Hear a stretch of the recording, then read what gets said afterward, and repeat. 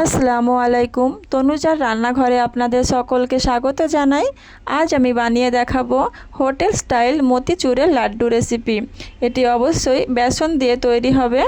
চলুন তাহলে দেখে নিই এটা আমি কিভাবে বানাই।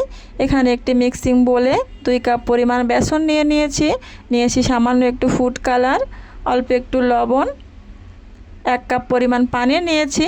পানিটা অল্প অল্প করে ইউজ করব।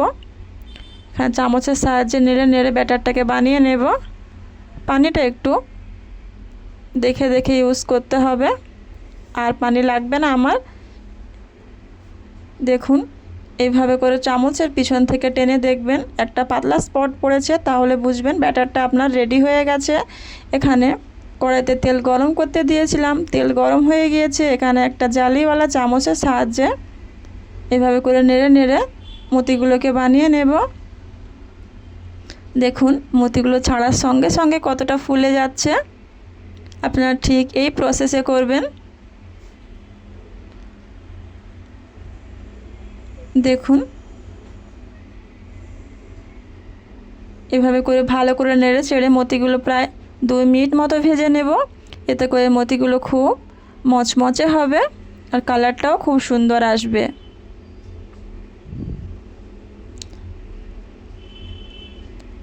আমার চ্যানেলে যারা নতুন এসেছেন তারা প্লিজ চ্যানেলটিকে সাবস্ক্রাইব করে পাশে থাকবেন। দেখুন মতিগুলো আমার তৈরি হয়ে গেছে। সব মতিগুলো এইভাবে তেল থেকে তুলে নেব।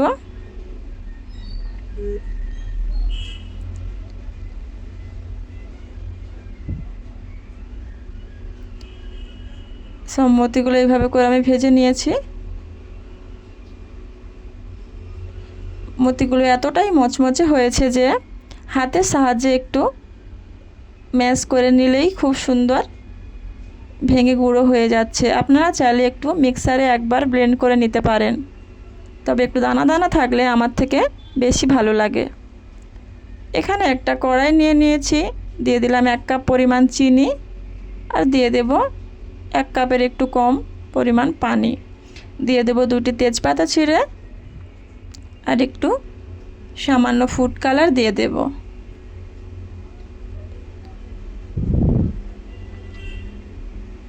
এটি অবশ্যই খেয়াল রাখবেন আপনারা। এখানে যেহেতু লাড্ডুর শিরা, তাই এখানে অবশ্যই 1 তার 2 তার এরকম শিরা বানালে হবে না, একদম চ্যাটচ্যাটে শিরা বানাতে হবে। দেখুন শিরাটা আমার চটচটে রেডি হয়ে গেছে। এই পর্যায়ে আমি মতিগুলো দিয়ে দেব। মতিগুলো দিয়ে প্রায় 1 মিনিট মতো নাড়াচাড়া করে শিরাগুলো মতির মধ্যে যাতে ঢুকে যায় সেই রকমভাবে নাড়াচাড়া করে নেব।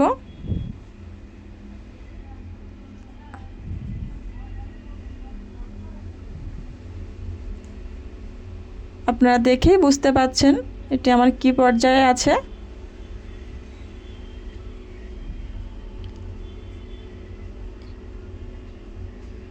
এই পর্যায়ে আমি ঢাকা দিয়ে আরও 5 মিনিট রেখে দেব। গ্যাসের ফ্লেম বন্ধ করে দেব। ঢাকা খুলে কিছু কাজু বাদাম কুচিয়ে রেখেছিলাম দিয়ে দিলাম। আপনারা আপনাদের পছন্দ মতো ড্রাই ফ্রুট ইউজ করতে পারেন।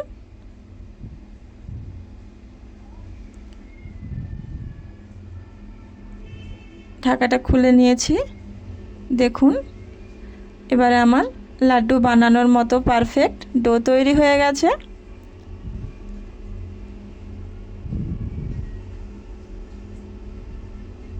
হাতের মধ্যে একটু ঘি নিয়ে নেব, দুটো হাতে এভাবে করে লাগিয়ে নেব।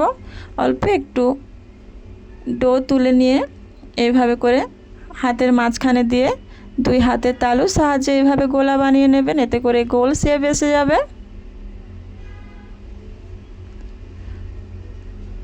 আর লাড্ডুগুলো একটু গরম অবস্থাতেই বানাতে হবে। এইভাবে করে আমি সব লাড্ডুগুলো বানিয়ে নিয়েছি। আপনারা নিশ্চয়ই দেখেই বুঝতে পাচ্ছেন কতটা লোভনীয় এবং সুন্দর দেখতে হয়েছে। ভিডিওটি যদি ভালো লাগে তাহলে একটা লাইক দিয়ে পাশে থাকবেন। আপনারা সবাই সুস্থ থাকবেন, ভালো থাকবেন। আবারও দেখা হবে একটি নতুন রেসিপি নিয়ে। ততক্ষণের জন্যে ভালো থাকবেন। ধন্যবাদ।